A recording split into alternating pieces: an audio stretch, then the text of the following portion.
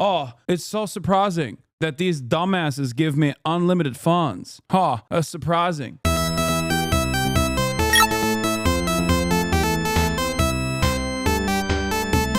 And that's what Elon Musk has been doing with Doge. And he took the stage yesterday at CPAC with a chainsaw, demonstrating essentially what he's been doing. Cool. Oh, it was so cool. To our federal government, getting rid of all the waste, fraud, and abuse. Here it is. This is the chainsaw for bureaucracy. Chainsaw!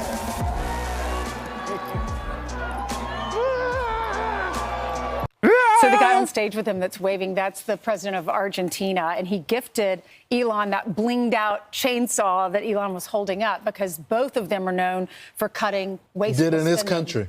Right.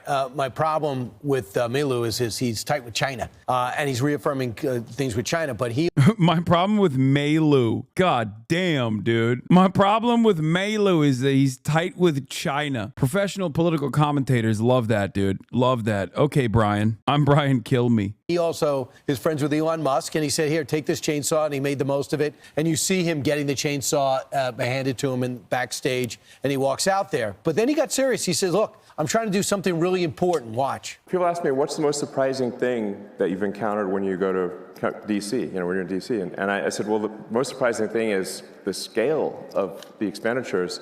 And actually, how is that surprising? You are the expenditure recipient. Like, what are you talking about? Oh, it's so surprising that these dumbasses give me unlimited funds. That's surprising. Like, no, it's not surprising to you. You demand more of it. As a matter of fact, now with all of the extra control that you have over federal expenditures, you are going to get more of it. I hate this. We're just cutting out the middlemen, okay? All Elon is doing is putting a chainsaw to the corporate lobbyists by basically coming in and going, all right, you know what? We've decided we don't even need the corporate lobbyists. We'll do it ourselves. We'll just directly be in the room. Pre-Milei, the poverty rate was 40%. Now it's at a 40-year high of 52%. This is libertarian economics at work. Excuse me. That means instead of 40% of the public having to pick themselves up by their bootstraps, now you got 52% of the public having to pick themselves up by their bootstraps. That's a good thing. That means more Sigma grind set. Okay. Hello. Bigger number is better. Did we forget? I am so confused. What a confusing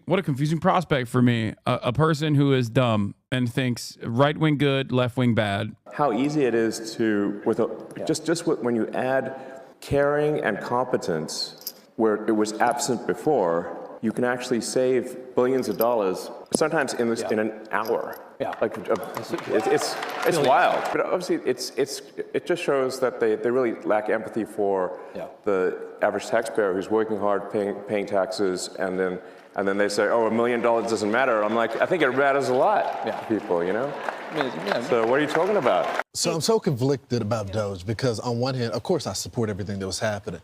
But I feel like it's in the rundown every single day. I'm like, oh, it's Doge, Doge, Doge, Doge. And then I go out there and I talk with the American people every single day, and that's all they're talking about is Doge. People that are not really political, they want to see where the money is going. They want the waste to go away. And I think there's this spirit amongst Americans now. When they look at their circumstance, they look at their family struggling, some of them living paycheck to paycheck, and they see some of this outrageous spending. They're wondering why they haven't gotten some of that money. I think it's the top story every single day for a reason. It's something that resonates with American people. Yeah, and Elon Musk said it's going to save Medicare. It's going to save Social Security. He said this is not optional. It is essential. He said treating the government's money is no different than the way you would treat your check. Bro, this is actually nutty. It's so crazy, man. Americans we are so cooked. Like, anyone that believes this is the most cooked person on the planet. Okay. For example, $1 spent on the IRS returns to the government coffers like tenfold. That means we can spend more money on initiatives like fixing the goddamn potholes, fixing education, any number of different things that are infinitely more helpful for regular Americans. Okay. The greatest example of this is Elon Musk claiming that the Consumer Financial Protection Bureau, the CFPB, needed to be dismantled. It had a $1 billion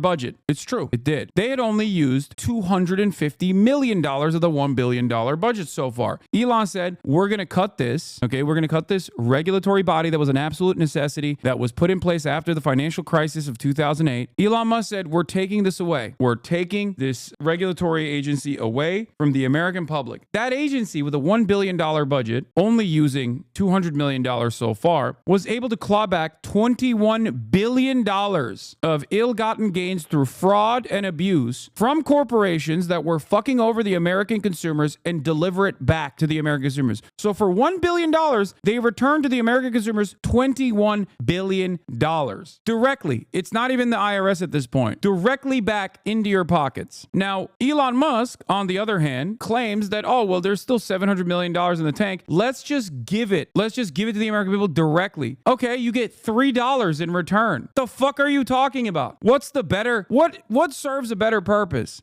Billions of dollars of stolen revenue returned back to the consumers for the meager price of $250 million with an agency that could continue working. Clearly, corporate corruption has not gone away. They're still doing fraud. Or $3 in your pocket. What do you think is better? What do you think is a smarter use of resources? The reason why I explain this process is because it is one of the clear-cut, it's an example that they refuse to reckon with because there is no defense of it. It is such an obvious instance of eliminating an agency that was protecting consumers from billionaire corporations and billionaires that were stealing from you. People like Elon Musk and his buddies hated the CFPB and they wanted to eradicate it. And then you'll get $3 in return. When the agency existed, you were getting hundreds of dollars in regular frequency if people were stealing from you. If corporations were stealing from you, CFPB goes in, they forcibly claw back those instances of theft and give it back to you. It's basically like good cops, okay? Good finance cop. Think about that. But of course, as the case, the only cops that do get defunded are ones that work in the field of finance, in the regulatory agencies. Checking account.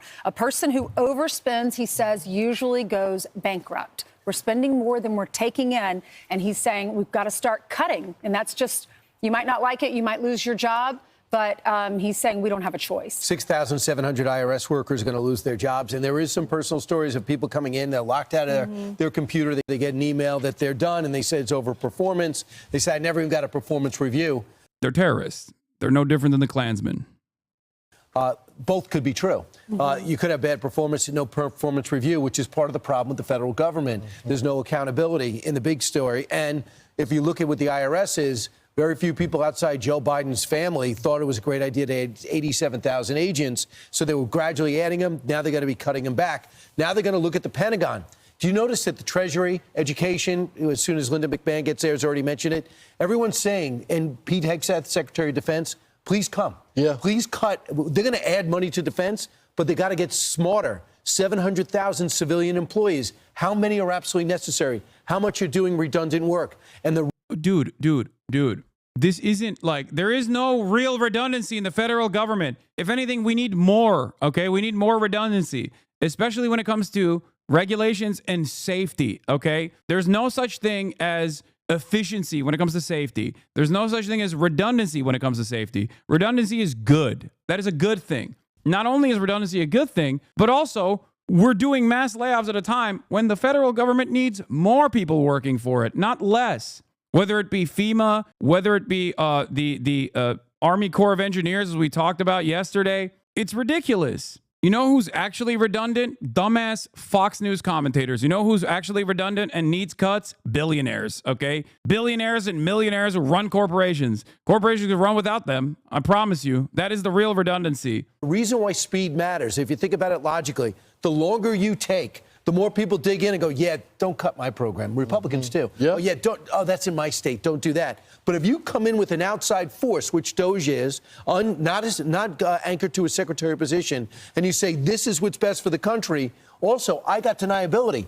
I didn't cut 6,700 from the IRS. Maybe many of those are in my district. Even though it's better for the country, it's better for my political career. So you get two things. You're not responsible for it, and it was the responsible thing to do in the big picture. It gives them the political cover that they need when they're dealing with I think so. That's why you don't take your time. This is true.